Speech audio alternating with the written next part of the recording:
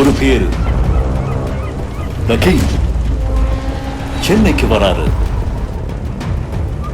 மரைக்காயர். யார் இவர்? Purity you can feel. Intention you can carry.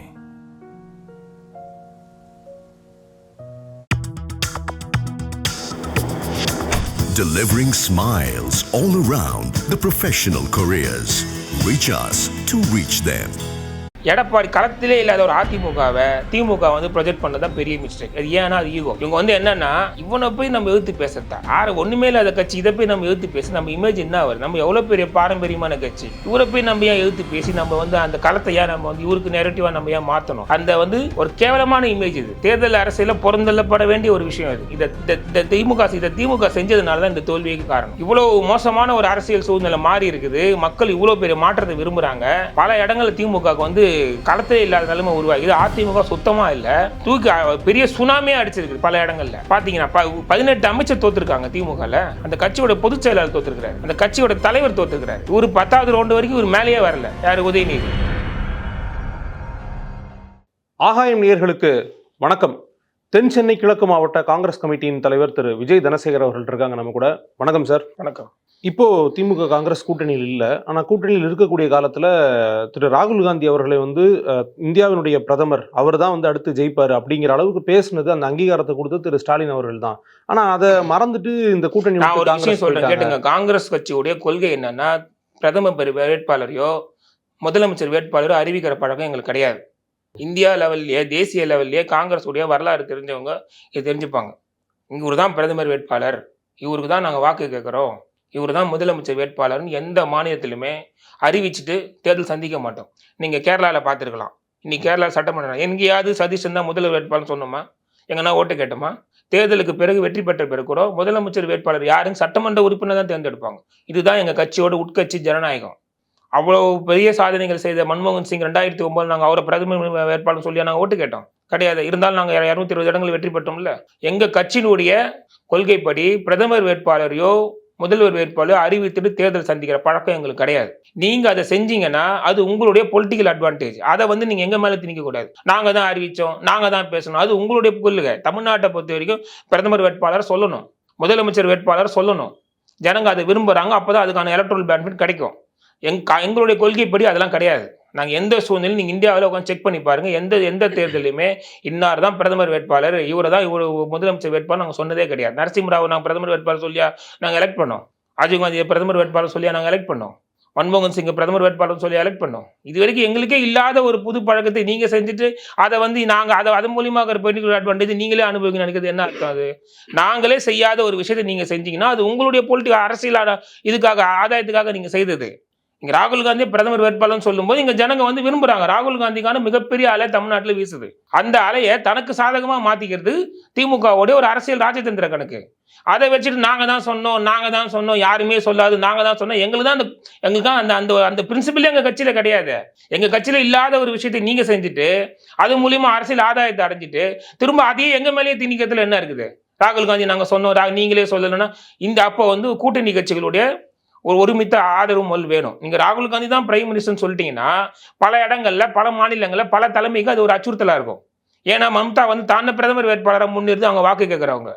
Shiv Sena வந்து அந்த சூழ்நிலை எங்களுக்கு வந்து உடன்பாடா இல்லை. அவங்க இவர் தான் பிரதமர் வேட்பாளர். கூட்டணி ஒரு குறிப்பிட்ட நபரை நேம் இமேஜ் பண்ணி அதை மூலியமா பிம்ப அரசியல் பண்றதுங்கிற வேற. அது காங்கிரஸ் உடன்பாடா இருக்கலாம், பாஜக உடன்பாடா இருக்கலாம். மற்ற காங்கிரஸோட கூட்டணியில் வர சில கட்சிகளை நெருடலை உருவாக்குங்கிறதுக்காக தேர்தலுக்கு பிறகு அதை முடிவு பண்ணி போன்னு ஒரு ஒருமித்த கருத்திலே செயல்படுறது. நீங்க இங்க பண்ணீங்கன்னா அது உங்களுடைய அரசியல் இதுக்காக. அதுக்கு நாங்க வந்து இதுவாக முடியாது. நாங்க அதையும் ஏத்துக்கணும். அதனுடைய இதை வந்து எங்க மேல ஏன் நீங்க திணிக்கிறீங்க? உங்களால தான் நாங்க உங்களுக்கு இந்த எதிர்ப்புலாம் அன்னைக்கு இல்லையே. அன்னைக்கு வந்து ஒரு பிரதர்ஹுட் அப்படின்ற மாதிரி இருந்துட்டு கூட்டணி விட்டு போன ஒரு முடிவு எடுத்ததுக்கு அப்புறம் நீங்க ஏன் எங்களை சொன்னீங்கன்னா நாங்க கேட்க முடியும். ஏன்னா இந்த மண்ணுக்கு அது தேவைப்படுது, தமிழ்நாட்டுல அது தேவைப்படுது. அதை தேவைப்படுற விஷயங்களை அவங்க அழகா இம்ப்ளிமெண்ட் பண்றாங்க, அதை செய்யறாங்க. அந்த பிம்ப அரசியலுக்கு முன் கொடுக்கணும்னு திணிக்கிறாங்க. அப்போ காங்கிரஸ் இந்த மண்ணுக்கான அரசியலுக்கு வராது. எங்களுடைய கொள்கை அப்படி என்ன பண்ண சொல்றீங்க? நீங்க தனிப்பட்ட முறையில் ராகுல் காந்தி தான் எங்க பிரதமர் வேட்பாளர் சொல்லி இங்க ஓட்டு கேட்கற நிலைமை எங்க கட்சியில இல்ல. எங்க கட்சி கொள்கையில அது கிடையாது. இல்லாத ஒரு விஷயத்தை இந்த மண்ணுக்காக மாத்திக்கினா ஓகே, இனி வரும் காலங்களில் அதை மாத்திக்கலாம். இது முதல் ஒரு இந்த சூழ்நிலைக்கு அப்புறம் இந்த மண்ணுக்கான அரசியலும் இந்த மக்களுக்கான அரசியலும் முன்னெடுக்குது. பல விஷயங்கள்ல காங்கிரஸ் தன்னுடைய கொள்கையிலேருந்து ரொம்பவே வரைக்கும் அந்தந்த மாநில நிலைமைக்கான அரசியல், மாநில உரிமைகளுக்கு முன்னுரிமை கொடுக்கணுங்கிற அரசியலை செய்ய ஆரம்பிச்சாச்சு. வருஷமா செஞ்சாச்சு. அது இது மூலியமா ஒரு அரசியல் ஆதாயம் திமுகவுக்கு போச்சு, அவ்வளவுதான். ராகுல் காந்தியுடைய இமேஜ், ராகுல் காந்திக்கு ஆதரவான அலைய தொடர்ந்து 20 வருஷமா ஒரு 15 வருஷமா அதுக்கான அரசியல் ஆதாயத்தை அடையிறது திமுக தான். இங்க ராகுலுக்கான ஆதரவு காங்கிரஸுக்கு இல்லைங்க. நல்லா ஒன்று புரிஞ்சிங்கன்னா, ராகுல் காந்திக்கு இங்க தனிப்பட்ட பெரிய இமேஜ் இருக்கு. ஆனா அந்த இமேஜுக்கும் அவர் வழி நடத்துற காங்கிரஸ் கட்சி கிடையாது. அந்த வாக்குகளும் அந்த இமேஜுக்கும் ராகுல் காந்தி பிடிக்கும். தமிழ்நாடு காங்கிரஸ் பிடிக்குமான்னு கேட்டு பாருங்களேன், யோசிப்பாங்க. அப்ப ஒண்ணுதான் ராகுல் காந்தி பிடிக்குது இல்ல, அப்ப அவர் வழிநடத்துற கட்சி ஏன் பிடிக்கலன்னா இல்ல அப்படி இப்படின்ட்டு போயிடுவாங்க. அதை ஆனா கன்வெர்ட் பண்ண வேண்டியது அதுல நாங்க பெரிய தோல்விதான். இனி வரும் காலங்களில் அதை மாத்திக்க போறோம். ராகுல் காந்திக்கான இமேஜ், அந்த இமேஜ் வாக்குகளாக தமிழ்நாடு காங்கிரஸ் கமிட்டிக்கு மாறணுங்கிறது, தமிழ்நாடு காங்கிரஸ் கமிட்டியோட கட்சிக்கு மாறணுங்கிறது எங்களோட நிலைப்பாடு. அதுக்கான முயற்சியை நாங்க எடுத்துட்டு இருக்கிறோம். கடந்த தேர்தலில் பாத்தீங்க அப்படின்னா தாவேகா தரப்புல ஒன்று சொன்னாங்க, பாஜக இந்த தேர்தலில் இல்லை நாங்க கன்சிடர் பண்ணல, இது ஸ்டேட் எலெக்ஷன் அப்படின்னாங்க. காங்கிரஸும் அதே எண்ணத்துல தான் எலெக்ஷனை சந்திச்சதா, இல்ல காங்கிரஸ் எந்த இடத்துல தாவேகா பாஜகவை எதிர்க்கிறாங்கன்னு நம்புது? நிச்சயமா. அதாவது உங்களுக்கு அவங்க பாஜகவோட இந்த மறைமுக எப்பயுமே எந்த ஒரு இயக்கமும் ஒரு அடுத்த அதிகாரத்தை நோக்கி வளருது, ஒரு மக்கள் செல்வாக்கோடு இந்த இயக்கம் வந்துருமோன்னு ஒரு சந்தேகம் வரும்போது அவங்களுக்கான அழுத்தத்தை, மிகப்பெரிய அழுத்தத்தை பாஜக நேரடியாகவும் கொடுக்கும், மறைமுகமாகவும் கொடுக்கும். அதுல எந்த விதமான இல்லை. தாவேகாவை பொறுத்த வரைக்கும் பாஜக எதிர்ப்பு நிலையில தெளிவாக இருக்குங்கிறது நாங்க முழுமையா நம்புறோம். எந்த ரீதியில சொல்றீங்க? நிறைய விஷயங்களை பார்க்கலாம். நீங்க கரூர் விஷயத்துல பாத்தீங்கன்னா அவங்க வலிந்து அவங்க சிபிஐக்கு போனாங்க. மாநில தலைமை ஒரு நபர் கமிஷன் தான் அமைச்சது. இவங்க தான் சிபிஐ கேட்டு, அது எப்படி பாஜக சிபிஐ கிட்ட போகும்போது இது பாஜகவோட அழுத்தம் வரும்னு அவங்க நினைக்கல. அப்படி வந்தா ஃபேஸ் பண்ணிக்கலான்ற நினைப்போட தான் அவங்க சிபிஐ கேட்டு அவங்க தாவேகா இந்த இடத்துல பாஜகவை எதிர்த்ததுன்னா எது சொல்றீங்க? எதிர்க்கு தமிழ்நாட்டுல பாஜக எதிர்க்க வேண்டிய நிலைமை என்ன இருக்குது? தமிழ்நாட்டுல பாஜக இன்ஃப்ளூயன்ஸே இல்லையா? அங்க என்ன இருக்குது? பாஜக இங்க என்ன இருக்குது பாருங்க. 4 எம்எல்ஏ இருந்தாங்க, நீ 1 எம்எல்ஏ போயிட்டாங்க. 2% வாக்கு தாண்டல. 2% வாக்கு தாண்டாத களத்துல இன்ஃப்ளூயன்ஸே இல்லன்னு சொல்றீங்க? கண்டிப்பா இல்ல. இருந்த தேர்தலில் காட்டியிருக்கணும்ல. திருப்பரங்குன்ற விவகாரம் இங்க ஒரு பிரச்சனையாவே இல்ல. அது அந்த இடத்துல அது ஒரு இஷ்யூ. அந்த இடத்துல அது அவங்க ஒரு மத ரீதியா அதை கன்வே பண்ணும்போது அதுக்கான ஒரு அரசியல் அப்படி பார்த்தா மாவட்டம் தோறும் பெருசா இம்பாக்ட் பண்ணல. நீங்க என்ன பண்ண கேட்கிறேன்னா, பரபரப்பா பேசப்படுறது வேற, தேர்தலில் அது மக்கள் மத்தியில் ஒரு தாக்கத்தை ஏற்படுத்துறது வேற. இது எதுவுமே அங்க நடக்கல. அது அந்த இடத்துல பரபரப்பா பேசப்பட்டது, அது மக்கள் மத்தியில் ஒரு தாக்கத்தை ஏற்படுத்து. அப்ப பாத்தீங்கன்னா அங்க பாஜக தான் நின்னுது. அது வாக்குகளா மாறி அங்க ராமசீனிவாசன் நின்னாரு, ஜெயிச்சிருக்கணும்ல. அங்க தாவேகா தானே ஜெயிக்குது. அங்க திமுகவை ஜெயிச்சிருக்கு. அதை எதிர்த்து அரசியல் பண்ணா திமுகவை அங்க ஜெயிச்சிருக்கணும்ல. அங்க தாவேகா தானே ஜெயிக்குது. இல்ல வெற்றி தோல்வி விட்டுருங்க. நான் கேக்குறது ஒரு இஷ்யூ தேர்தல் பேஸ் பண்ணி தான் நடக்கும். அது வாக்குகளா மாற்ற முடியுமாங்கிறது தான் பாஜகவுடைய எண்ணம். அந்தந்த இடங்களை மத ரீதியா பிரச்சனை தூண்டுறதும் அது மூலியமா வாக்குகளை கன்வே பண்றோம். அவங்க ஏன் திருப்பரங்குன்றத்தை சூஸ் பண்ணாங்க இப்ப தெரியுமா உங்களுக்கு? போன நாடாளுமன்ற தேர்தலில் மதுரையில் அவங்க 2வது இடம் வந்தாங்க, அதிமுக 3வது இடம். அதனால அங்க வாக்குகள் அதிகமா இருக்கு. அங்க நம்ம இன்னும் மதுரையில் நம்மளோட அரசு, கோயம்புத்தூர்ல எப்படி அவங்களுக்கான ஒரு வாக்கு பெருசா அங்க இருக்குதுங்க நம்புறாங்களோ, அதே மாதிரி வாக்கு அரசியல மதுரையில் நம்ம தக்க வச்சுக்க முடியும்னு நம்பினாங்க அவங்க. அதுக்காக தான் திருப்பரங்குன்றத்தை அவங்க சூஸ் பண்ணாங்க. அதில் தோத்து இருக்காங்க, அதில் நீ தோல்வி அடைஞ்சிருக்கிறாங்க. அதை ஆதரிச்ச திமுகவும் அங்க தோற்று இருக்குது. அதை அந்த சம்பவத்தை செஞ்சு முற்பட்டு மத ரீதியான ஒரு போலரைசேஷன் உருவாக்கணும்னு நினைச்ச பாஜகவும் தோற்று இருக்குது. இது எதுவுமே செய்யாத தாவேகா அங்க வெற்றி பெற்றிருக்கு. ஸோ இதெல்லாம் ஒரு தாக்கத்தை அங்கே ஏற்படுத்தாத மக்கள் மத்தியில் தாக்கத்தையே ஏற்படுத்தாத, அது வாக்குகளாக மாறாத ஒரு விஷயத்தை பற்றி இது ஏன் அவங்க ஸ்டாண்ட் எடுத்தாங்க, இந்த ஸ்டாண்ட் எடுத்தாங்க, இதெல்லாம் அந்தந்த நேரத்துக்கு நடந்த விஷயங்கள், அவ்வளோதான். அதுக்கான ஒரு உரிய நிலைப்பாடு கோர்ட் டைரக்ஷன் மூலியமா அரசும் எடுத்தது, அப்போ இருந்து அரசும் எடுத்தது. இப்போ அதை அவங்க தொடருவாங்கன்னு நம்புறோம். அது அந்த விஷயத்தில் அவங்க மாற்று சிந்தனை என்ன பண்ணாங்கன்னா, அது விமர்சிக்கக்கூடிய விஷயங்களா இருந்தால் தாராளமாக அதை காங்கிரஸ் கட்சி விமர்சிக்கும். தமிழ்நாட்டில் பாஜகவோட இன்ஃப்ளூயன்ஸே இல்லை அப்படின்னு சொல்றீங்க, தாவேகா பாஜக எதிர்ப்பா இருக்குன்னு சொல்றீங்க. ஆனால் எந்த பாயிண்ட்ல தாவேகா பாஜகவை எதிர்க்குதுன்னு கேட்டா அதுக்கான தமிழ்நாட்டில் பாஜகவோட இம்பாக்ட் எதுவுமே இல்லாத போது அதை எதிர்க்கணுங்கிற என்ன இன்டென்ஷன்? ஏன் நீங்க மத்தியில கொண்டு வரக்கூடிய திட்டங்கள் தமிழ்நாட்டில் எந்த இம்பாக்டுமே இல்லையா? மத்தியில கொண்டு வரக்கூடிய திட்டங்களை பொறுத்த வரைக்கும் இதுக்கு என்ன 10 நாள் தான் 15 நாள் தான் ஆயிருக்குது. இப்போ இல்ல, ஒரு அரசு உருவாகி 15 நாள் தான் ஆயிருக்குது. இன்னும் இதுக்கப்புறமா இவங்க இந்த ஸ்கீம்ல தேசிய கல்விக் கொள்கையில் என்ன நிலைப்பாடு எடுக்காங்கன்னு பார்க்கணும். இதெல்லாம் இந்த அரசு எப்படி எதிர்கொள்ளுதுங்கிறத பார்த்ததுக்கு அப்புறமா தான் இவங்க பாஜக ஆதரவு நிலையில் இருக்கிறாங்களா, எதிர்ப்பு நிலை தொடர்ந்து இருக்கிறாங்களாங்கிறது நம்ம தெரியும். அதுக்கு முன்னாடி கூட்டணி மாறிட்டீங்களே நீங்க. காங்கிரஸ் கூட்டணிங்கிறது மக்கள் விருப்பப்படுறாங்க. நான் என்ன கேட்கிறேன், 108 சீட்டு கொடுத்து ஒரு இயக்கத்துக்கு மக்கள் ஆதரவு, விஜய்ங்கிற ஒரு நபர் முதலமைச்சர் ஆகணும்னு மொத்த மக்களும் விருப்பப்படுறாங்க. நீங்க மக்கள் எண்ணத்துக்கு மாறால இங்க செயல்பட முடியாது. நாங்க ஏன் அவர் ஆதரிக்க கூடாதுன்னு கேட்கிறேன். நாங்க ஏன் திமுக இத்தனை வருஷம் ஆதரிச்சோம், அதே கொள்கையில பாஜக தாவேகா இருக்கும்போது நாங்க ஏன் அதை ஆதரிக்க கூடாது? அந்த அரசியல் ஏன் பங்கேற்க கூடாது? 59 வருஷம் எதிர்கட்சியாக மட்டுமே உட்காந்துருக்குறோங்க. ஒரு இயக்கத்தை 59 வருஷமும் கடந்து எந்த விதமான அதிகாரமும் இல்லாம ஒரு இயக்கத்தை நடத்தி பாருங்க. 5 வருஷம் ஆட்சி போச்சுன்னா பாதி அதிமுக இந்த பக்கம் ஓடுறான். 10 வருஷம் ஆட்சி இல்லைன்னா பாதி திமுக வரவங்க வீட்டை விட வெளில வர மாட்டான். நாங்கள் அப்படி கிடையாது. 59 வருஷம் 67 ஆட்சி இழந்தோம். 59 வருஷம் இன்னி வரைக்கும் எந்த எதிர்பார்ப்பும் இல்லாமல் இந்த அரசு இந்த கட்சியை நாங்கள் தாங்கி பிடிக்கிறோம். நாங்கள் 3வது தலைமுறை காங்கிரஸ். எங்கள் வீட்டில் எங்கள் குடும்பத்தில் நான் 3வது தலைமுறை. எங்கள் தாத்தாக்கு எந்த வாய்ப்பும் கிடைக்கல, எங்கள் அப்பாவுக்கு எந்த வாய்ப்பும் கிடைக்கல. இன்னைக்கு எனக்கு எந்த வாய்ப்பும் கிடைக்காது நம்பி தான் நான் இந்த கட்சியில் நான் ஒரு முக்கிய நபராக வந்து இந்த மாவட்ட தலைவராக உயர்ந்திருக்கிறேன். எனக்கு அந்த வாய்ப்பு கிடைக்கும், இந்த வாய்ப்பு கிடைக்கல. கட்சி உணர்வு அவ்வளோதான். 59 வருஷம் நாங்கள் வந்து எந்த விதமான எதிர்பார்ப்பும் இல்லாமல் இந்த கட்சிக்காக உழைச்சிருக்கிறோம். எங்களுக்கு ஒரு வாய்ப்பு கிடைக்குதுன்னு போது நாங்கள் ஏன் அதை ஆதரிக்க கூடாதுன்னு கேட்குறேன்.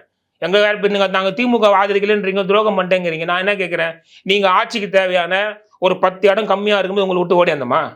நீங்கள் ஜெயிச்சதே 57, கூட்டணியோடு நின்று 27 கட்சி கூட்டணியோடு நின்று ஜெயிச்சதே நீங்கள் 57 இடங்கள் தான் ஜெயிச்சிருக்கிறீங்க. இனி எந்த காலத்துலையும் இந்த 5 வருஷம் நீங்கள் ஆட்சிக்கு வர முடியாது, எந்த காலத்துக்கும் வர முடியாது. அப்போ அந்த நிலைமையில நாங்கள் வந்து எங்களுக்கான வாய்ப்பு இருக்கும்போது, அதே மதசார்பற்ற சிந்தனை ஒரு அரசு இருக்கும்போது அந்த இயக்கத்தை மதசார்பற்ற அமைப்பு ஆட்சியாகவே அதை நடத்தணும்னு நாங்கள் விருப்பப்படும் போது நாங்கள் இடதுசாரிகளும் விசிகாவும் நாங்கள் போய் ஆதரிக்கிறதுல என்ன தவறுன்னு கேட்குறேன். உங்களை எதுக்காக நாங்கள் ஆதரித்தோம்? அதே காரணத்துக்கு அவங்கள ஆதரிக்கிறோம். இதில் எங்கே தவறு வந்தது? அதிகாரம் உங்ககிட்ட கேட்டோம். இப்போ நீங்களே ஆட்சிக்கு வந்தாலும் எங்கள் மற்ற கூட்டணி கட்சிகள் நீங்கள் அதிகாரத்தை கொடுத்துருப்பீங்களா? கொடுக்க மாட்டீங்க. எங்களுக்கு ஒரு வாய்ப்பு கிடைக்குமோ அந்த வாய்ப்பை நாங்கள் உபயோகப்படுத்தி என்ன தப்பு? கால சூழ்நிலைக்கு ஏற்ற மாதிரி அரசியலில் என்னென்ன வாய்ப்பு கிடைக்குதோ அதை வந்து அதுக்காக நோக்கி பயணம் பண்ணாதான் அந்த அரசியல் இயக்கம் நிலைச்சி நிற்கும். இன்னைக்கு எங்கள் இயக்கங்களில் இருக்கிற ஆட்களை நாங்கள் வந்து இதே உணர்வோடு நாங்கள் அடுத்த கட்டத்துக்கு எடுத்துகிட்டு போகணும்னா அதிகாரம் அதுக்கு ரொம்ப முக்கியம். இத்தனை வருஷம் இருந்துட்டோம், இனிமேலும் இருப்போமாங்கிறது முக்கியம் கிடையாது, நிச்சயம் கிடையாது. ஏடா அதிகாரங்கிறது ரொம்ப பிரதானப்பட்டதுங்க. ஏன்னா இங்கே வந்து இன்னும் எத்தனை வருஷம் வந்து இப்போ எங்கள் கட்சியில் வர யங்ஸ்டர்ஸ் நாங்கள் எதை வச்சு நாங்கள் தக்க வைக்க முடியும்? இன்னைக்கு எந்த விதமான எதிர்பார்ப்பும் இல்லாமல் ஒரு தனிநபர் பிம்பம், ஒரு தமிழ்நாட்டு ஒரு விருப்பப்பட்ட ஒரு நபரை மக்கள் அவரை வாக்களித்து தேர்ந்தெடுத்துக்கிறாங்க. பல பேர் இப்போ சொல்கிறாங்க அந்த கட்சி கொள்கை இருந்ததா, கேண்டிடேட் இருந்ததா? இல்லை, அவங்க பார்த்து அந்த ஒற்றை நபர் ஆதரிக்கக்கூடிய நிலைமைக்கு மக்கள் தள்ளப்பட்டிருக்காங்க. அவங்க வழியே அந்த அமைப்பு ஏற்றுக்கிட்டாங்க. ஏன்னா இவங்களுக்கு மாற்று வேணும்னு நினைக்கிறாங்க. நீங்கள் திமுக மாற்று அதிமுகன்னு ஒரு கலை இருந்தது. அந்த திமுக மாற்று அதிமுகன்னு தான் நீங்கள் பாஜக நீங்கள் 20 இடம் தாண்டி வந்திருக்கோம். 20 இடங்களை பாஜக இன்னைக்கு பெற்றிருக்கோம். திமுக வெர்சஸ் அதிமுகன்னு கலை இருந்ததுன்னா, திமுக வெர்சஸ் தாவேகா இருந்ததுன்னா நீ பாஜக தோல்வி அடைஞ்சிருக்குது. அதை ஆதரிச்சு அதிமுகவும் தோல்வி அடைஞ்சிருக்கு. அப்படி பட்டும்போது தாவேகா ஆதரிக்கிறதுக்கு எங்களுக்கு இன்னும் இந்த மாதிரி நிறைய காரணங்கள் இருக்கு. இன்னைக்கு பாஜக 2% இடத்தோடு நிற்க வச்சு தாவேகா தான், வெறும் ஒரே ஒரு உறுப்பினரோடு நிற்க வச்சதும் தாவேகா தான். அப்புறம் தாவேகா ஆதரிக்கிறதுக்கு எங்களுக்கு இதோட வேற என்ன காரணம் வேணும்? காங்கிரஸோட தேர்தல் அரசியல்ல பாஜகவை தமிழ்நாட்டில இருந்து முற்றிலும் புறந்தள்ளி அமைப்பு இயக்கம்னா தாவேகா தான். காங்கிரஸோட கான்ட்ரிபியூஷன் கூட இல்லையா அதுல? எதுல இல்ல? பாஜகவை புறந்தள்ளுறதுல நாங்க திமுக கூட இருந்தோம். திமுக வெர்சஸ் அதிமுகன்னு கலை இருந்தா அவங்க அதிமுக மக்கள் திமுக மாற்றுன்னு முடிவு பண்ணிட்டாங்களே. இப்ப திமுக மாற்று எடப்பாடியா ஸ்டாலினா தான் காலம் இருந்திருந்ததுன்னா இல்ல, தேசிய அளவுல பாஜக காங்கிரஸ்னு இருக்கு. இப்ப நீங்க சொல்றீங்க தமிழ்நாட்டுல வந்து தாவேகா தான் பாஜகவை பின்னுக்கு தள்ளி இருக்குன்னு. உண்மைதான், அவங்க பல இடங்கள்ல தோத்து இருக்கிறாங்க. ஆனா அதுல காங்கிரஸ் கூட கான்ட்ரிபியூட் பண்ணலன்னு கேக்குறேன். ஏன் அதான் சொல்றேன், நாங்க இருந்த இயக்கம், நாங்க இருந்த கூட்டணி வேறு, தாவேகா இருந்த கூட்டணி வேறு. அவங்க ஜெயிச்சு நீங்க ஜெயிச்சாலே பாஜக தோத்துருமேங்க. நீங்களும் பாஜகவும் போட்டி போடுறீங்க. காங்கிரஸ் ஜெயிச்சிட்டாலே பாஜக தோக்குது. எங்களோட மிக பலமா விஜய் அவர்கள் நிற்கிற தாவேகா நிக்குது. இங்க அரசியல்ல வந்து பலம் தான். எந்த முகத்துக்கு பலம் அதிகம், எந்த முகத்தை மக்கள் விரும்புறாங்கிறது முக்கியம். அதை நோக்கி ஒரே சார்பா சாயிறாங்க. இங்க நாங்க ஸ்டாலின் அவர்களை வந்து அவங்க பிம்பப்படுத்தி அவங்க அரசியல் பண்றாங்க, அங்க எடப்பாடி அரசியல் பண்றாங்க. இந்த ரெண்டு முகமே தோத்து இருக்குது. தாவேகாங்கிற ஒரு முகத்துக்கு முன்னாடி இந்த ரெண்டு முகமும் தோத்து இருக்கு. விஜய்ங்கிற முகத்துக்கு முன்னாடி இந்த ரெண்டு பேருமே தோல்வி அற்றிருக்கிறாங்க. காங்கிரஸும் பின்னாடி. ஆமா, நாங்க திமுக நிற்கும் அந்த முகத்து பின்னாடி நிற்கும் நாங்களும் தோல்விதான் அடையுது. அதான இயல்பு. இப்போ வேற வழி எங்களுக்கும் தனிப்பட்ட ஒரு ராகுல் காந்தி நாங்க இங்க பிரதமராவோ இல்ல எங்க கட்சியோட தலைவரை நாங்க வந்து இங்க வந்து முதலமைச்சர் வேட்பாளர் நாங்க நிறுத்தி வந்து தேர்தல் சந்திக்கல. முதலமைச்சர் ஸ்டாலின் அவர்களை முதல்வராக வச்சுதான் நாங்கள் தேர்தல் சந்திச்சோம். அந்த முகம் விழும்போது அவர் கூட இருக்கிற எல்லா முகங்களும் தான் விடும். இன்னைக்கு ஈசிகா வந்து தனிப்பட்ட இமேஜ் உள்ள அண்ணன் திருமாவளவனுடைய பெரிய பிம்ப அரசியல் அவர் பண்றாரு. அவர் தனிப்பட்ட அந்த கட்சியோட அவருக்கு தனிப்பட்ட செல்வாக்கு இருக்குது. 8 இடங்களை போட்டி போட்டாங்க, 2 இடங்கள் தான் வெற்றி பெற்றாங்க. அவர் ஒருவேளை தனியா நின்றிருந்தாலோ இல்ல தனித்து செயல்பட்டு இருந்தாலோ ஒரு கூட ஒரு 2 இடங்களை வெற்றி பெற்றிருக்கலாம். அவருக்கான இமேஜ் இருக்கிற இடத்துல வெற்றி பெற்றிருக்கலாம். அதுக்கு வாய்ப்பு இல்லாமல் போச்சு. ஏன்னா ஸ்டாலினுக்கு முகத்துக்கு முன்னாடி நாங்களும் அணி வகுத்துனால அவர் தோல்வியோடும் மற்ற அந்த பின்னாடி வகுத்து அணி வகுத்து எல்லாருமே தான் தோல்வி அடைவாங்க. இப்போ எடப்பாடிங்கிற முகத்துக்கு பின்னாடி தோல்வி வந்தாலும் பிஜேபி தோல்வி அடைஞ்சது. ஸோ யாரை முன்னிறுத்துறோம், யார் பின்னாடி நம்ம அணிவகுங்கிறது தான் அரசியல் கணக்கு. ஸோ அந்த முகம் தோத்துதுன்னா அது பின்னாடி அணுகுற எல்லா முகங்களும் தோக்கும். தோல்விங்கிறது தான் பிரச்சனை. என்னன்னா களத்தில் இவ்வளோ பெரிய ஒரு சான்சஸ் இருக்குது, இவ்வளோ பெரிய மாற்றம் இருந்திருக்குது, மக்கள் ஒரு அமைதியான ஒரு மாற்றத்தை விரும்பிக்கிறாங்க. இந்த களத்தை கணிக்காம எடப்பாடி களத்திலே இல்லாத ஒரு அதிமுகவை திமுக வந்து ப்ரொஜெக்ட் பண்ணதான் பெரிய மிஸ்டேக். அது ஏன்னா அது ஈகோ. இவங்க வந்து என்னன்னா இவனை போய் நம்ம எதிர்த்து பேசத்தா, யார் ஒன்றுமே இல்லாத கட்சி இதை போய் நம்ம எதிர்த்து பேசி நம்ம இமேஜ் என்ன ஆகுது, நம்ம எவ்வளோ பெரிய பாரம்பரியமான கட்சி, இவரை போய் நம்ம ஏன் எதிர்த்து பேசி நம்ம வந்து அந்த களத்தை ஏன் நம்ம வந்து இவருக்கு நெரட்டிவாக நம்ம ஏன் மாற்றணும். அந்த வந்து ஒரு கேவலமான இமேஜ் இது. தேர்தல் அரசியலில் புறந்தள்ளப்பட வேண்டிய ஒரு விஷயம் இது. இந்த திமுக செஞ்சதுனால தான் இந்த தோல்விக்கு காரணம். களம் மாறி போச்சு. இப்போ உங்களுக்கும் போட்டினா நான் அதை வந்து உணரணும். நீ எனக்கு ஒரு ஆளான்னு நினச்சி என்னை அலட்சியப்படுத்துறேன். ஏன்னா நான் என்னோட இமேஜ் பெருசு. நீங்கள் ஒரு ஆளான்னு நினச்சி நான் உங்களை அலட்சியப்படுத்தினேன்னா அதனுடைய விளைவு நான் தான் எதிர்கொள்ளணும். களத்திலே இல்லாத அதிமுக எழுத்துக்குன்னு உதயநிதி போய் அவருக்கு சசிகலா காலில் வந்த படத்தை தூக்கி காட்டிட்டு கிடக்கிறாரு. இன்றைக்கி திமுகவுடைய எலெக்ஷன் ஸ்ட்ராட்டஜி என்னன்னு பாருங்களேன். இந்த தேர்தலில் ஒன்றுமே கிடையாது. இந்த படத்தை தூக்கி காட்டுறது தான். இந்த படத்தை காட்டணும். இந்த படம் உலகமாக பெரிய யாருமே பார்க்காத படமா அது. என்ன ஒரு அந்த நேரத்தில் அந்த அம்மா கட்சி தலைவராக இருந்தாங்க. அவர் காலில் அவர் வந்து அவ்வளோ பெரிய தேசத்தில் குற்றமா? என்ன அது ஒரு கட்சி தலைவராக காலில் வருது ஒரு பெரிய குற்றமா? இவங்க கூட தான் எல்லா காலையும் வந்திருப்பாங்க. அதெல்லாம் படம் வெளில வரல. அதுக்காக அதை எடுத்துகிட்டு போய் காட்டுறதுனால என்ன ஒரு தேர்தல் ஸ்ட்ராட்டஜி இது? ஒரு அதிமுகவை நீங்கள் வீழ்த்தணும்னா கொள்கை ரீதியாக எவ்வளோ விஷயங்கள் இருக்குது பேசலாம். நான் அந்த தேர்தல் அவர் பேசுறதுக்கு வரும்போது ஒரு மாவட்ட தலைவராக நானும் போய் இருந்தேன். முன்னாடி ஒரு 100 பேர் நிற்க வச்சுக்கிறாங்க. இவர் வந்து படத்தை காட்ட மாட்டாராம். அவங்க வந்து கத்துவாங்களாம். இவர் ஒன்று படத்தை காட்டாரா, ஒன்று அந்த கூட சிரிக்குமா? எவ்வளோ ஒரு ட்ராமாட்டிக் சீன்ஸ் பாருங்கள். அரசியலில் என்ன நடக்குதுன்னே தெரியாமல், தமிழ்நாட்டில் என்ன நடக்குதுன்னே தெரியாமல், மக்கள் எதை நோக்கி விரும்புகிறாங்க, மாற்றத்தை விரும்புகிறாங்க, எதையுமே தெரியாமல் குழந்தைத்தனமாக ரொம்ப சில்லறத்தனமாக நடந்துக்கிறாங்க. இந்த தேர்தல் தோல்வி காரணமே திமுகவுடைய இந்த காமெடித்தனம் தான், சினிமாத்தனம் தான். சினிமா நடிக்கிற கூட எதிர்க்க வச்சு. ஆனால் கேட்குறேன், இவ்வளோ மோசமான ஒரு அரசியல் சூழ்நிலை மாறி இருக்குது. மக்கள் இவ்வளோ பெரிய மாற்றத்தை விரும்புகிறாங்க. பல இடங்களில் திமுகவுக்கு வந்து களத்திலே இல்லாத நிலைமை உருவாகுது. அதிமுக சுத்தமாக இல்லை. பெரிய சுனாமியாக அடிச்சிருக்குது பல இடங்களில். பார்த்தீங்கன்னா 18 அமைச்சர் தோற்றுருக்காங்க திமுகவில். அந்த கட்சியோட பொதுச் செயலாளர் தோற்றுருக்கிறாரு. அந்த கட்சியோட தலைவர் தோற்றுருக்கிறாரு. இவர் 10வது ரவுண்டு வரைக்கும் இவர் மேலேயே வரல. யார்? உதயநிதி. இவ்வளோ மோசமாக ஒரு களம். அவர் தொகுதியிலே அவருக்கான வாய்ப்புகள் எப்படி இருக்குன்னு பார்த்து அதெல்லாம் கூட யோசிக்காமல் தமிழ்நாடு ஃபுல்லாக பிரச்சாரம் பண்ணுறவங்க போய் தேர்தல் கடத்திலே இல்லாத ஒரு அதிமுக தூக்கி பிடிச்சிக்கிட்டு மொத்த அரசியலையுமே மொத்த ஒரு வாய்ப்புமே வீணடிச்சாங்க. மிகப்பெரிய சாதனை. தமிழ்நாட்டில் மிகப்பெரிய சாதனைகளை அந்த திமுக ஆட்சியில் செஞ்சுருக்கிறாங்க. அதில் பல நல்ல மக்கள் நல திட்டங்கள் இருக்குது. தனிப்பட்ட முறையில் தேசிய லெவலில் அவருக்கு மிகப்பெரிய இமேஜ் இருக்குது தலைவர் ஸ்டாலின் அவர்களுக்கு. இது எல்லாமே வந்து என்னன்னா, இந்த அரசை தக்க வைக்கிறதுக்கான எந்த முயற்சியும் எடுக்காமல், களம் எப்படி இருக்குன்னே தெரியாமல், ஒரு தான் தோண்டித்தனமாக செயல்பட்டு, எந்த கூட்டணி நிகழ்ச்சிகளையும் மதிக்காமல், அவங்களோட உணர்வுகள் மதிப்பு கொடுக்காம, எந்த கூட்டணி கத்தையும் அரவணைச்சு செல்லாமல், எல்லாம் நான் தான், எல்லாம் எனக்கு தான் தெரியும், எல்லாம் எனக்கு கீழே தான் இருக்கணும்னு ஒரு அலட்சியமாக ஹேண்டில் பண்ண விதம் மொத்த கட்சியினுடைய அமைப்புமே தோற்று போய் கிடக்குது. இன்றைக்கி வந்து அவர் பேட்டி கொடுக்குறாரு. என்ன குறைந்தாலும் என்கிட்ட சொல்லுங்கள். இப்போ கேட்டுன்னு ஆக போகுது. இனிமேல் வந்தானா வரலனாங்கிற மாதிரி தான் கதை. எல்லா இது வந்தாலும் என்கிட்ட சொல்லுங்கள், என்ன பண்ணுங்க. இவர் சொன்னார், மாவட்ட செயலை கூட்டணி கட்சிக்காரங்களாம் எல்லாம் செஞ்சு கொடுங்க, அவங்க தான் நமக்கு முக்கியம், கூட்டணி இல்லைன்னா நாமெல்லாம் வந்து இந்த அதிகாரத்தை வர முடியாதுன்னு இதே ஸ்டாலின் தான் அறிவாலயத்தில் சொன்னார். மாவட்ட செயலாளர் உத்தரவு கொடுத்தாரு, எச்சரிக்கை கொடுத்தாரு. கூப்பிட்டு பேசினாரா? கூட்டணி கட்சிகள்லாம் என்னென்ன பண்ணி கொடுத்தீங்க, என்ன செஞ்சீங்கன்ட்டு. நான் என்ன கேட்குறேன், எங்களுடைய வாக்குகளை சேர்ந்து தான் உங்களுக்கு அதிகாரம். உங்களுடைய வெறும் வாக்குகள் மட்டுமே உங்களுக்கு அதிகாரம் கிடையாதுன்னு பல தடவை சொல்லிட்டோம். ஆனால் அது உங்களுக்கும் தெரியும். எந்த தேர்தலையுமே தமிழ்நாட்டில் தனியாக நின்று அதிகாரத்தை அடையாத ஒரு கட்சினா திமுக தான். 67க்கு பிறகு கூட்டணி கட்சி தயவு இல்லாமல் அதிகாரத்தை இவங்க அடைஞ்சதே கிடையாது. அப்படி இருக்கும்போது தான் பெரிய என்ன, நான் தான், எனக்கு தான் எல்லாம் தெரியும், நான் பேசுகிறதா நீங்கள் எல்லாம் கேட்கணுன்ற மனப்பான்மை எங்கேருந்து வந்தது உங்களுக்கு?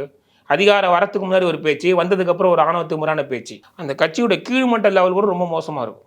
ஒரு வட்ட தலைவர் ஆகிற கூட கூட்டணி கட்சிக்காரனும் மதிக்க மாட்டான். எவ்வளோ அவமானங்கள், எவ்வளோ அசிங்கங்கள் எனக்கு தான் தெரியுதுன்னு நாங்கள் பல வருஷமாக பார்த்துட்டோம். எங்கள் கட்சி தலைவர்கிட்ட சொன்னோம்னா தேசிய லெவலில் ஒரு தேசிய கட்சிகளுக்கே இருக்கிற ஒரு மிகப்பெரிய பின்னடைவு தான். நீங்கள் சொல்கிறது வந்து நீங்கள் கிரவுண்ட் லெவலில் பார்த்த விஷயத்த சொல்கிறீங்க. கிரவுண்ட் லெவலில் சில விஷயங்கள்லாம் ஓப்பனாக சொல்ல முடியாதுங்க. நான் வந்து சோழிங்கநல்லூரில் என்னுடைய 2 மாவட்டத்துக்கு உட்பட்டு வருது. அதை வந்து நிர்வாகிகள் கூட்டம் தேர்தலுக்கு முன்னாடி போடுறேன். நிர்வாகி தேர்தல் சம்மந்தமாக எப்படி செய்யணும், என்ன பண்ணணுன்ட்டு. அதில் கட்சிக்காரங்க என்கிட்ட சொன்ன ஒரே விஷயம், மரியாதையாக நடத்த சொல்லுங்கன்னாங்க. ஒரு கூட்டணி கட்சி அவன் ஆட்சியில் இருக்கிறான், எங்களை மரியாதையாக நடத்த சொல்லுங்கள். இது எவ்வளோ அவமானமான செயல் பேச்சு இது. இது கேட்குற எனக்கே சங்கடமாயிடுச்சு. நான் வந்து அந்த கூட்டத்தை வந்து ஒரு அந்த கட்சி தொண்டர்களை தேர்தலுக்கு தயார்படுத்துறதுக்கு அவங்களை மோட்டிவேட் பண்ணி அடுத்த கட்டத்தை நோக்கி போகிறதுக்கு நான் பேசுறதுக்காக நான் போனால், அங்கே என்னால் பேச முடியாமல் கம்முன்னு ஒரு அமைதியாக வந்து ஏஞ்சி வந்தேன். என்ன இதுக்கு என்ன பதில் சொல்ல சொன்னீங்க? ஒரு கூட்டணி கட்சிக்காரன் நீ இப்படி தான் நடத்து வந்து கடத்தில் என் கட்சிக்காரன் சொல்கிறான், எங்களுக்கு மரியாதையாக நடத்த சொல்லுங்கள், காசுலாம் கூட வேணாங்க, கொஞ்சம் மதிப்பு கொடுத்து பேச சொல்லுங்கள், கொஞ்சம் அரவணைச்சு பேச சொல்லுங்கள். இந்த ஒரு வார்த்தையை கேட்கும்போது மாவட்ட தலைவர் நான் எவ்வளோ வருத்தப்படணும். இது நான் மேலே மாநில தலைமைக்கு நான் சொன்னேன், எங்கள் இந்தமாதிரி சூழ்நிலை இருக்குதுங்க, களம் சரி கிடையாதுங்க, பண்ணலன்னா அவங்க யாரும் காது கொடுத்து கேட்கல, அங்கே எல்லா லெவலுக்கு ஆளுக்கும் சொல்லணுன்னாங்க. இதில் பெரிய லெவலில் பிரச்சனைலாம் பண்ணுறதுக்கெலாம் போன எலெக்ஷனுக்கு முன்னாடியே தயார் பண்ண சொன்னாங்க. சரி, அதெல்லாம் மாநில தலைமை மீறி செய்திடக்கூடாது அப்படிங்கிற ஒரு நிலைமையில் கடந்து போனோம். ஒருவேளை அதெல்லாம் செஞ்சுருந்தா இன்றைக்கி எல்லாருக்கும் ஒரு அதிகாரம் கிடச்சிருக்கும், ஒரு கௌரவமான இடத்துக்கு காங்கிரஸ் கட்சி வந்திருக்கும், குறைஞ்சபட்சம் ஒரு 50 சட்டமன்ற உறுப்பினரோட வந்திருப்போம், ஒரு 10 மந்திரிகளோட வந்திருப்போம், கட்சி அடுத்த கட்டத்தை நோக்கி போயிருக்கிற வாய்ப்பை நாங்களே புறந்தள்ளிட்டோமோன்னு ரொம்ப வருத்தமாக இருக்குது. இன்னைக்கு சமூக வலைதளத்தில் பலரும் எழுதுறதில் எதிர்பார்க்கிறது வந்து திரு விஜய் அவர்களும் திரு ராகுல் காந்தி அவர்களும் சேர்ந்து செயல்படுவாங்க அப்படின்றதெல்லாம் அந்த கூட்டணிக்கு முன்னாடி இருந்தே நிறைய பேர் எழுதிட்டு இருந்தாங்க. இன்னைக்கு கூட்டணி வச்சாச்சு, அதுக்கான சூழல் இருக்கா? சேர்ந்து இணைந்து செயல்படுவாங்களா?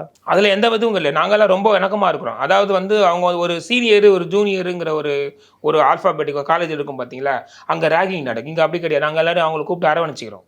எங்களுக்கு என்ன வேணும்னு சொல்லுங்கள், எப்படி அணுகணும், அரசு துறையில் எப்படி அணுகணும், கீழ்மட்ட லெவலில் எப்படி இணைஞ்சு வேலை செய்யணுங்கிற லெவலில் எங்களுக்குள்ள ஒரு இன்டர்னல் பாடி மீட்டிங் எல்லாம் நாங்கள்லாம் போட்டுக்கிட்டு ரொம்ப இணக்கமாக செயல்படுறோம். அடுத்த நாடாளுமன்ற தேர்தலில் நாங்கள் ரொம்ப வேகமாக தயாராகிட்டு இருக்கிறோம். இங்கே இருக்கிறது 40 தான். இது இந்த இடம், இந்த தமிழ்நாட்டில் மட்டும் 100 இடம் தான் 100ம் ஜெயிப்போம். அந்த அளவுக்கு ஒரு இணக்கமான ஒரு சூழ்நிலையை நாங்கள் களத்தில் உருவாக்கியிருக்கிறோம். எங்களுக்குள்ள ஒரு எந்த விதமான மாற்று இந்த வேற கட்சி இந்த கட்சிங்கிற ஒரு வேறுபாடு கிடையாது. இது வந்து எங்களுக்கே புதுசாக இருக்குது. ஒரு திமுக அதிமுக மாரி ஒரு AIADMK is different and DMK. DMK கூட ஒரு 20 வருஷமாக இருந்தோம். ஒரு எந்த லெவலில் ஒரு வட்ட லெவலில் கூட கமிட் ஆக முடியாது. எங்கள் வட்ட தலைவரை கூட கூப்பிட்டு அவங்க டிஸ்கஸ் பண்ண மாட்டான், பேச மாட்டாங்க. எங்களுக்குள்ளே ஒரு இணக்கமான ஒரு சூழ்நிலை வர. அப்படியே இருந்தாலும் ஒரு மாவட்ட தலைவர் கூட போய் பேசணும்னா அவங்க அங்கே வந்துப்பாங்க, நாங்கள் இப்படி கை கட்டி இந்த மாதிரியான ஒரு சூழ்நிலை தான். நீங்கள் அரவணைச்சு ஒரு அமைச்சர் கூட 1-to-1 ஈக்குவலாக நீங்கள் ஒரு அமைச்சருங்கிற ஒரு பாகுபாடு இல்லாமல் அவரும் பழகிறாரு. எங்களுக்கும் ஒரு அமைச்சர்கிட்ட பேசணும் அப்படிங்கிற ஒரு எந்த விதமான இதுவும் இல்லாமல் ரொம்ப இணக்கமாக ரொம்ப மனசு செயல்பட்டு இருக்கிறோம். ஸோ இந்த கூட்டணி 40க்கு 40 வெல்லும். இது வந்து ஒரு தமிழ்நாட்டில் இப்பவே சொல்றேன், எதிர்த்து நிற்கிற யாரும் டெபாசிட் கூட வாங்க முடியும் இந்த கூட்டணி வர நாடாளுமன்ற தேர்தலில். தாவேகா வர்சஸ் காங்கிரஸ் தலைமையில் அமைகிற கூட்டணி மிகப்பெரிய ஒரு வெற்றி நாடாளுமன்றத்தில் பெறும். இந்த அடுத்து வரப்போற நாடாளுமன்ற தேர்தலுக்காக தாவேகா தலைமை திரு விஜய் அவர்கள் வந்து பிரச்சாரம் பண்றதுக்கோ இல்லை அதுக்கான பேச்சுவார்த்தைகள்லாம் இருக்கா? அந்த அப்படி ஒரு பிரச்சாரத்தை எதிர்க்கலாம். இன்னும் டைம் இருக்குல்ல, இன்னும் 2 வருஷம் இருக்குது இந்த அரசு முடியறதுக்கு. இந்த அரசு இன்னும் பெரிய லெவலில் சாதனைகள் செய்ய காத்திருக்குது. மக்கள் மத்தியில் மிகப்பெரிய ஒரு அவர் சொந்த மாற்றத்தை மக்கள் மத்தியில் கொடுக்கறதுக்கான ஒரு செயல்பாடு ரொம்ப வேகமாக செயல்பட்டு இருக்கிறாங்க. அதெல்லாம் இன்னும் கால நேரம் இருக்குது. ஆனால் இன்னைக்கு நிச்சயமாக சொல்கிறேன், ஒரு 40க்கு 40 இந்த தடவை தேர்தல் நிச்சயமாக நாங்கள் சந்திப்போம். இங்கே இருக்கிற கூட்டணிகள் பல கட்சிகள் வந்து கூட்டணியாக திரும்ப தொடருவாங்கன்னு பெரிய நம்பிக்கை இருக்குது. அதனால் நாடாளுமன்றத்தில் மிகப்பெரிய வெற்றி தமிழ்நாட்டிலேருந்து நாங்கள் ராகுல் காந்திக்கான ஏற்கனவே தமிழ்நாடு ராகுல் காந்தி மிகப்பெரிய அளவு ஒன்று இருக்குது. அது தப்பு முதல்வர் விஜயகாந்த் ஆலையும் 2 ஆலையும் ஒன்றா சேரும்போது எதிர்த்து நிற்கிற எந்த கட்சிகளுமே டெபாசிட் கூட வாங்க முடியாது. எழுதி வச்சுங்க, டெபாசிட் கூட ஒருத்தர் வாங்க முடியாது. உங்களுடைய நேரத்துக்கும் கருத்துக்களுக்கும் ரொம்ப நன்றி. ஒரு பேரு The King சென்னைக்கு வராரு. மறைக்காயம். யார் இவர்? Purity you can feel. Intention you can carry.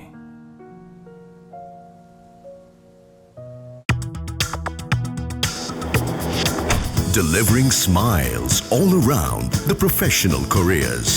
Reach us to reach them.